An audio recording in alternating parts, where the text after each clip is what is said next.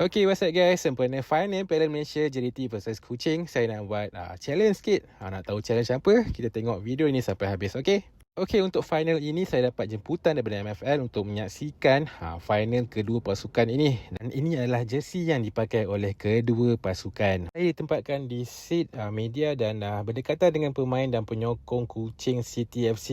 Dah rasa macam penyokong Kuching pula kat sini. Sementara saya cari surau, saya terserempak dengan komentator terhebat Malaysia. Hello. Hai man. Tugas tak? Cari bilik kan? Korang kenal tak pemilik suara tu? So saya soalan asas kejap sebelum saya mulakan cabaran saya. Cabaran ni ialah saya tertinggal barang di rumah dan saya perlu dapatkan sebelum kembali ke stadium. Tengok orang tengah busy nak datang stadium, saya pula busy nak balik rumah.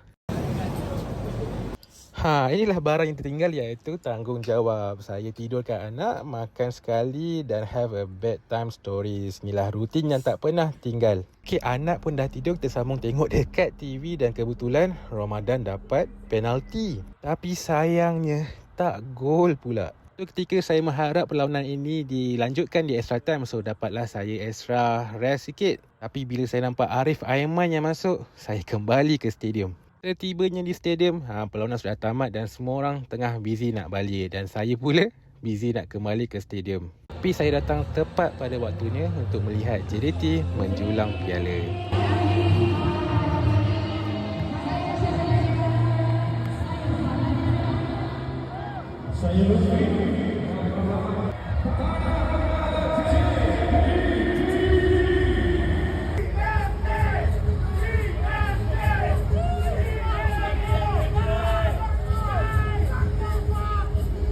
Okey, tahniah sekali lagi untuk JDT juara Piala Malaysia tahun ini. Okey, thank you guys for watching.